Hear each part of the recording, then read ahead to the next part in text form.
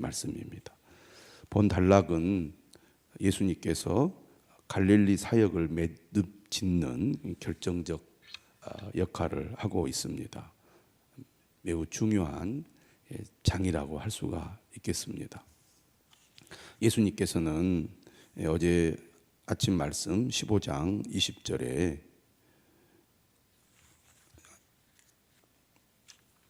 15장 39절에서 배에 오르사 마가단 지경으로 가셨습니다. 다시 말하면 이방 지역에서 유대인들의 지역으로 이동을 하신 거죠. 오늘 본문 1절에 바리새인과 사두개인들이 와서 예수님을 시험합니다.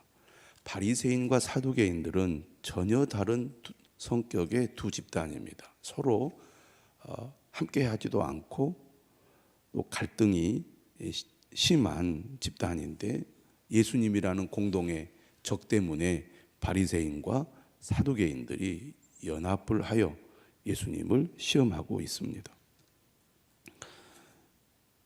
이들이 예수님께 이렇게 요청을 하죠. 하늘로부터 오는 표적을 보여달라.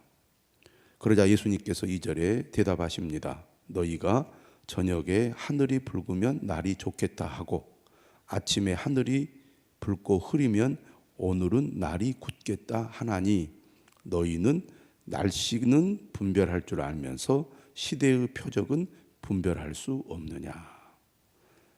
바리새인과 사두개인들이 하늘로부터 오는 표적을 구하자 예수님께서 하신 말씀입니다. 너희는 날씨를 잘 분별하면서도 왜 시대의 표적은 분별하지 못하느냐라고 예수님께서 책망을 하시는 거죠. 예수님께서 하늘로부터 메시아로 오셨고 하늘나라가 예수님을 통하여 도래했음에도 그들이 분별하지 못했습니다. 하나님의 아들로서 이 땅에 오셔서 하나님의 말씀을 전해도 그들은 예수님을 받아들이지 않았고 또 수많은 표적들을 통하여 예수님이 하나님의 아들이심을 분명하게 보여주셨음에도 불구하고 그들은 믿지 않았습니다. 그러면서 또 다른 표적을 구하고 있는 것입니다. 보았으면서도 들었으면서도 믿지 않는 그들이 하늘로부터 오는 표적을 구하는 것은 예수님을 믿을 마음도 없고 믿을 생각도 없고 믿을 준비도 전혀 되어 있지 않았다는 얘기입니다. 그들은 오직 예수님의 흠을 찾아내서 예수님을 곤란하게 빠뜨리는 데만 관심이 있었던 것이죠. 오늘날 하나님께서는 성경을 통하여 본인의 뜻을 분명하게 우리에게 계시해 주셨습니다. 우리는 말씀을 통하여 하나님의 뜻을 알고 또 말씀을 통하여 하나님의 계획과 하나님의 구원이 무엇인지를 분명히 알 수 있음에도 불구하고 여전히 알 수 없다고 말하고 믿을 수 없다고 말하고 뭔가 증거를 보여주지 않으면 믿지 못하겠다고 말합니다. 바리새인과 사두개인들이 그런 태도를 보이고 있는 거죠. 시대의 표적이란 무엇을 얘기합니까? 바로 예수님께서 이 땅에서 하신 모든 사역과 예수님 자신을 가리키는 것입니다. 이러한 이 바리새인과 사두개인들을 향하여 예수님 뭐라고 말씀하시죠? 악하고 음란한 세대가 표적을 구하나 요나의 표적 밖에는 보여줄 표적이 없느니라. 하나님은 살아계시고 하나님은 말씀을 통해서 분명히 자신을 계시했음에도 불구하고 우리의 마음이 완악하고 불신앙으로 가득 차 있기 때문에 하나님을 신뢰하지 못한다는 것입니다. 요나의 표적이란 무엇입니까? 바로 예수님의 죽음과 부활을 가리키는 거죠. 예수님은 이 죽음과 부활을 통하여 자신이 누구인지 분명히 밝히게 될 것입니다. 믿지 않는 사람들에게 그 어떤 표적도 증거가 되지 못한다는 거죠.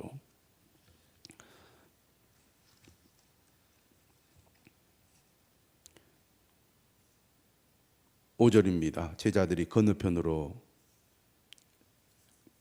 갈 때 떡 가져가기를 잊었습니다.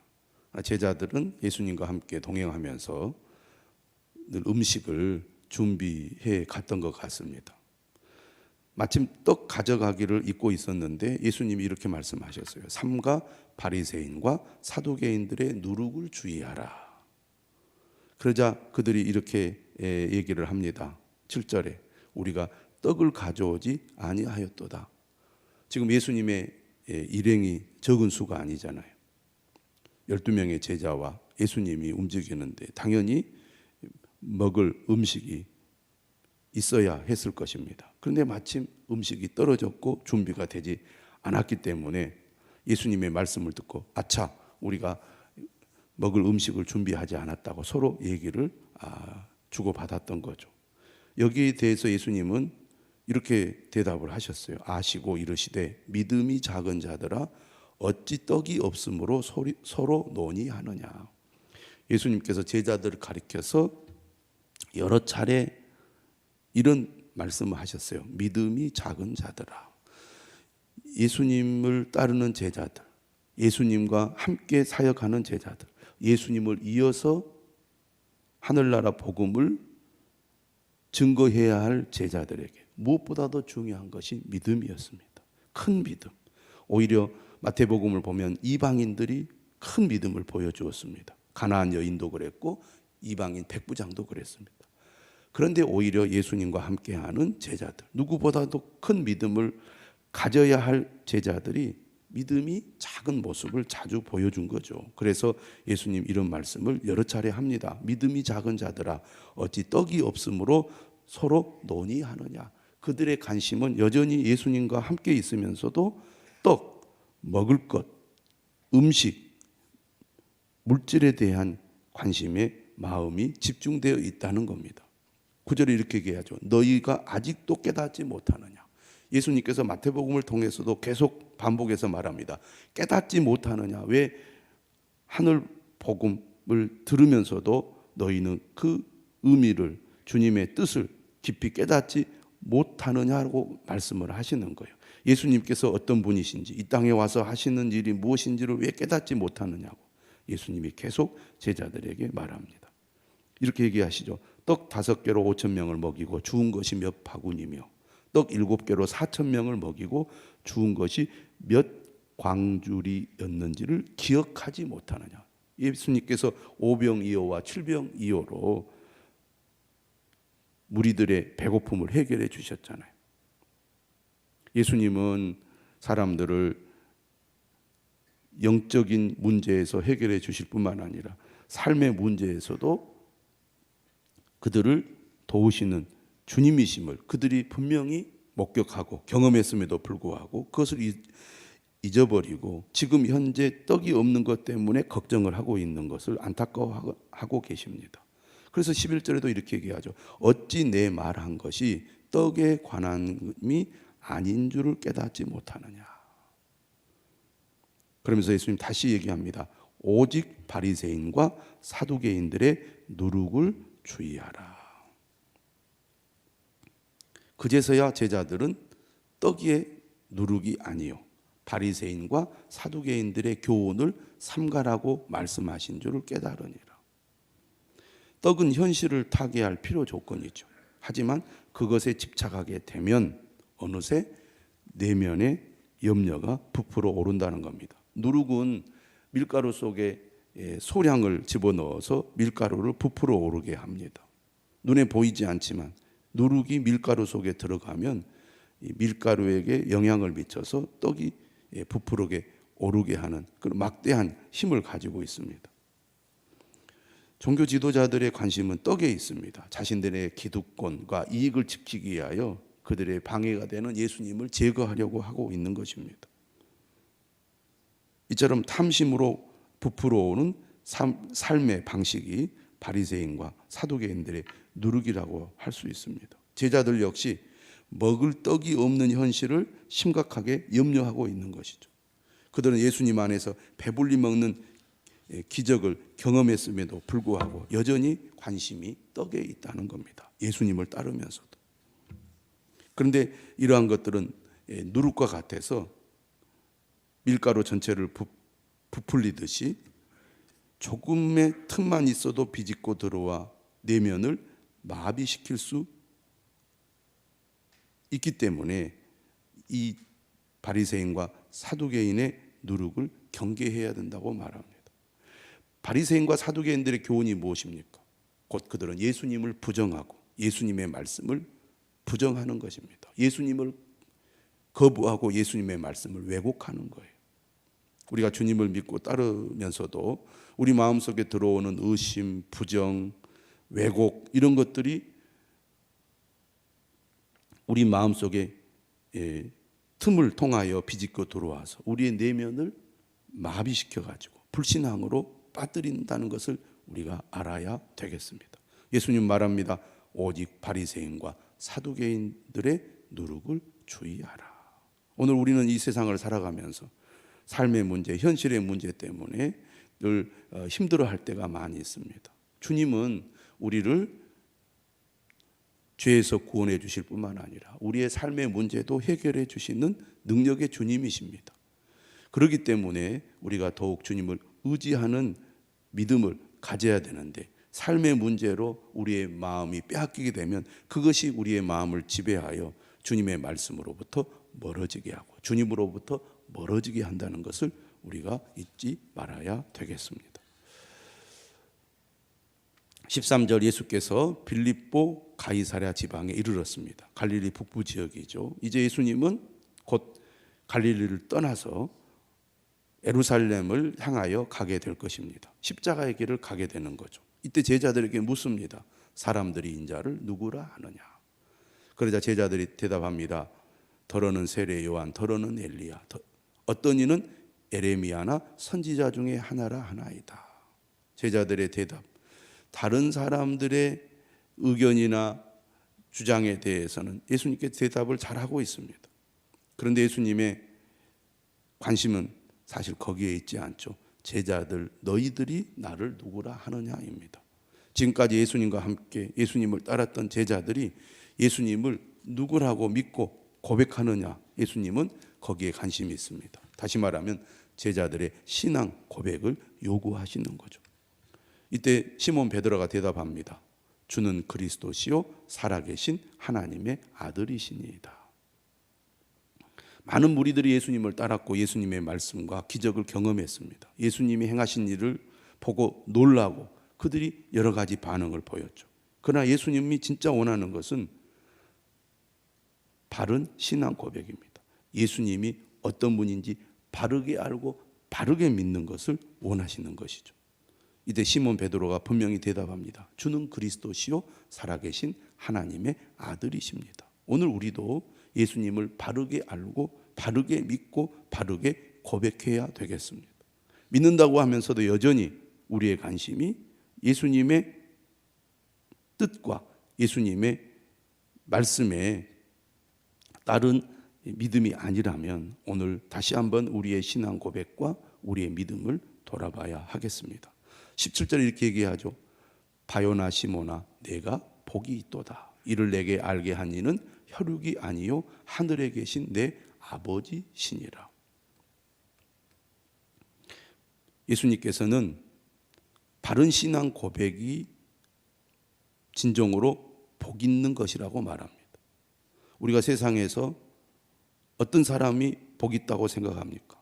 예수님은 예수 그리스도를 알고 믿는 자가 복이 있다고 말합니다. 저는 우리 모든 성도들이 복이 있는 자가 되시기를 바랍니다. 여러분의 자녀들이, 여러분의 가족들이 진정으로 복이 있는 자가 되시기를 바랍니다. 이러한 믿음과 진정한 믿음의 고백은 사람의 능력이나 사람의 노력으로 되는 것이 아닙니다. 예수님 분명히 말하죠. 이를 내게 알게 한 이는 혈육이 아니요 하늘에 계신 내 아버지시니라.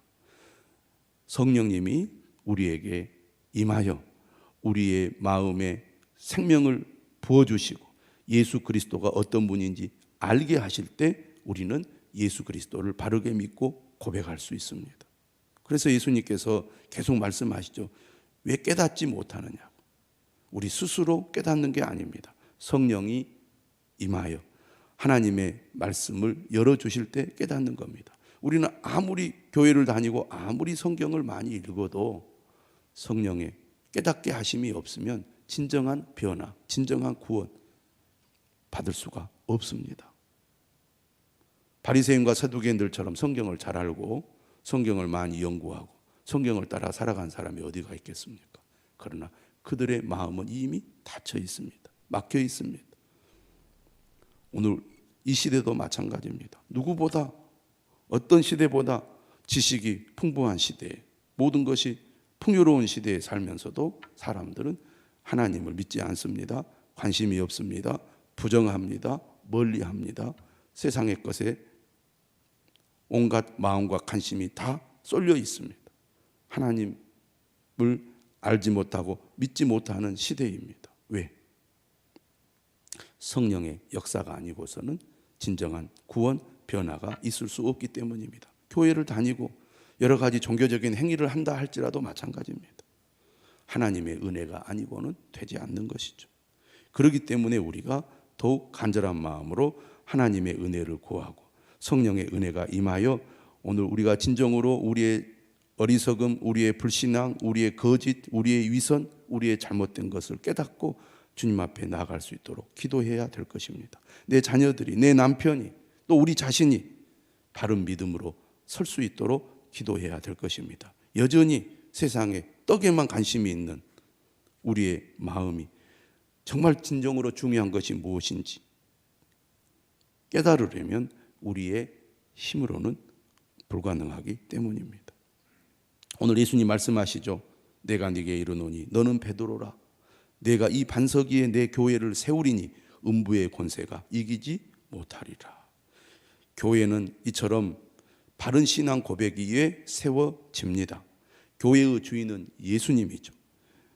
이 교회는 음부의 권세가 이기지 못하는 힘을 가지고 있습니다. 교회를 통해서 우리가 구원을 받습니다. 교회를 통해서 하나님의 말씀을 배웁니다. 교회를 통해서 우리가 하나님의 뜻을 행하는 것입니다. 그래서 19절을 이렇게 얘기하죠. 내가 천국 열쇠를 네게 주리니 네가 땅에서 무엇이든지 매면 하늘에서도 매일 것이요 네가 땅에서 무엇이든지 풀면 하늘에서도 풀리리라. 풀다는 것은 은혜를 가리키는 것이고 맨다는 것은 심판을 가리킵니다. 하나님의 뜻을 따라 복음을 전하고 하나님의 말씀을 가르치는 교회는 하나님의 뜻에 온전히 충성하는 청지기입니다.